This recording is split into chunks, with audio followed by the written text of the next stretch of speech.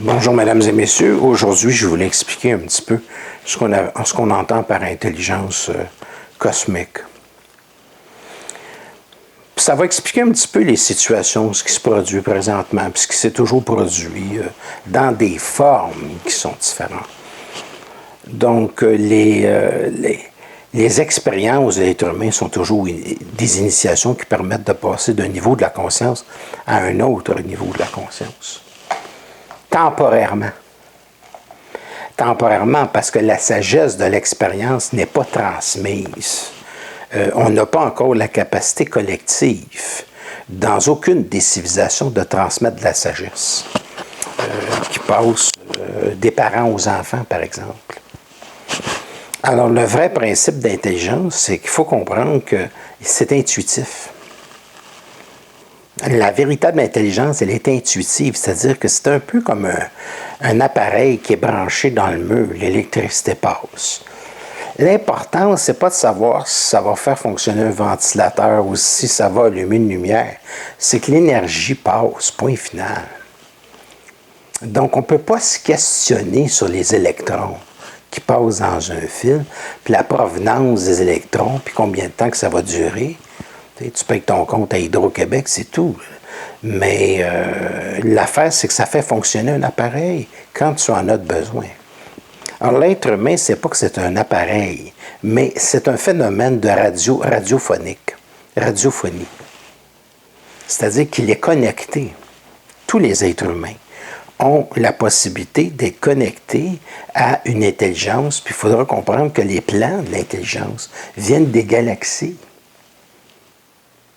Au même titre que l'univers matériel, entre guillemets, s'organise dans l'intelligence, eux autres qui ont leur intelligence, quand vous parlez d'une galaxie, quand vous parlez de l'agencement de la matière pour former des étoiles, pour former des planètes, c'est de l'intelligence.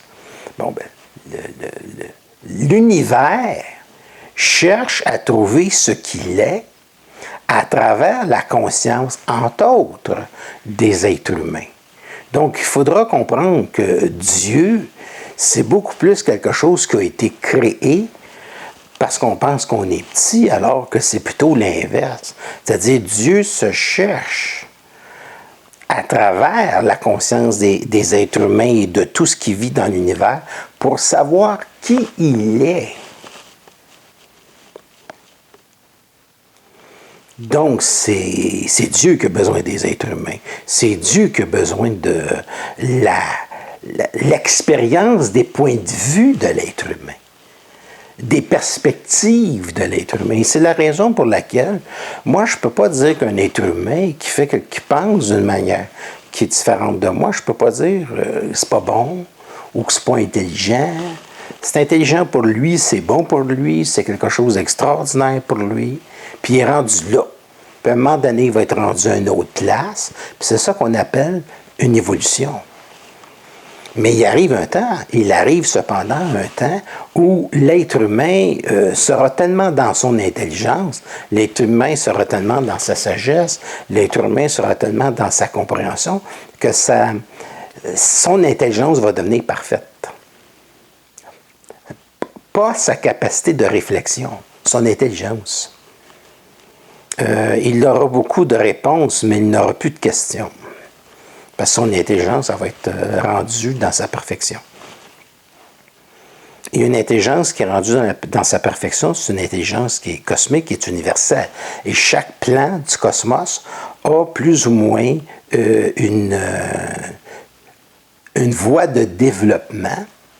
Mais une fois que la conscience est rendue dans sa perfection, elle n'est pas plus parfaite qu'un autre point de vue dans une autre galaxie. Autrement dit, l'intelligence, une fois qu'elle est parfaite et qu'elle passe chez une créature suffisamment évoluée, qui a un cerveau, tout ça, ou qui peut vivre à d'autres plans de conscience qui n'habitent plus la matière, elle est parfaite. Donc l'intelligence, elle est parfaite, elle est rendue là.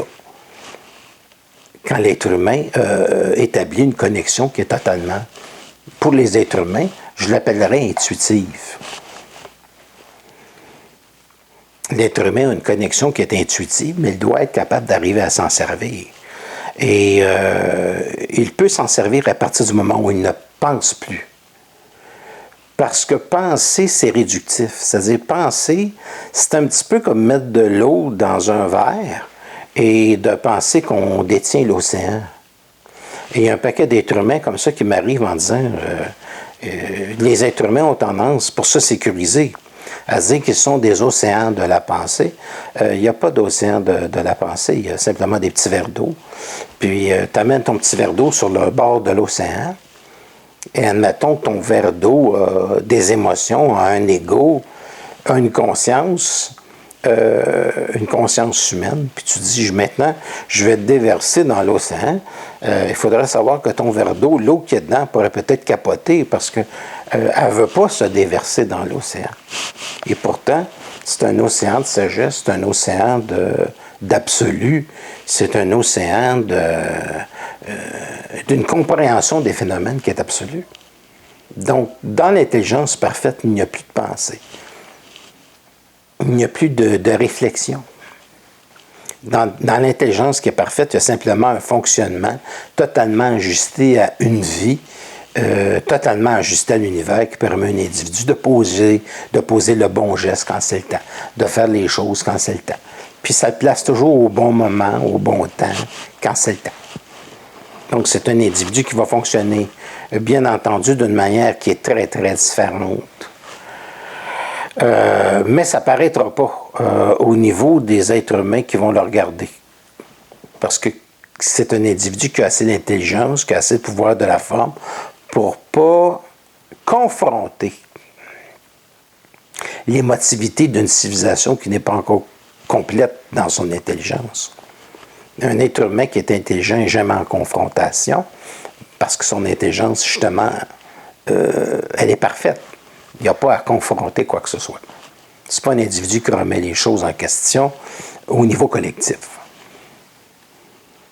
Il y a assez que lorsque l'énergie entre en vous, vous êtes assez suffisamment remis en question. Un initié, c'est quelqu'un qui a souffert beaucoup de l'inconscience du monde. Puis à un certain temps, l'énergie est rendue tellement puissante qu'il ne souffre plus de l'inconscience du monde, ça n'a plus d'importance. La Terre peut disparaître, ça n'a plus d'importance. Parce qu'il vit sur un autre plan. C'est quelqu'un qui ne meurt pas, puis qui sait qu'il ne meurt pas. Il a cette sagesse de savoir qu'il vit toujours sur un autre plan.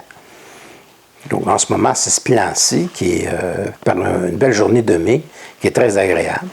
C'est pas que je déteste l'hiver, mais c'est agréable comme température.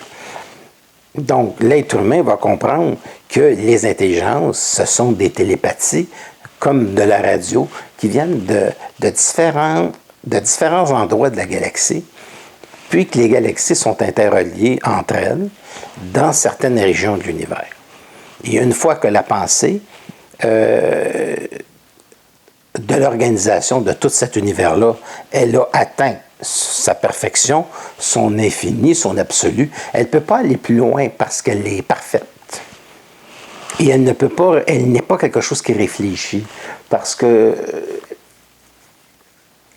elle est dans le domaine de la télépathie, elle est dans le domaine de sa voyance, elle est dans le domaine d'une interpénétration énergétique entre les mondes et entre les êtres humains ou tout ce qui vit dans l'univers. Tout ce qui vit dans l'univers. Et même les animaux, surtout les animaux, parce que c'est très facile, ils ne sont pas toujours sur la défensive. Donc, il y a une interpénétration de cette énergie qui est toujours une entrée d'énergie, une sortie d'énergie, input, output, continuellement. C'est un échange d'énergie. Lorsque l'énergie passe dans un fil électrique, les électrons ne se demandent pas si l'énergie va allumer une lumière, si l'énergie va faire fonctionner un téléviseur, si l'énergie va faire fonctionner un ventilateur, elle passe, c'est tout. C'est la même chose avec ces énergies-là.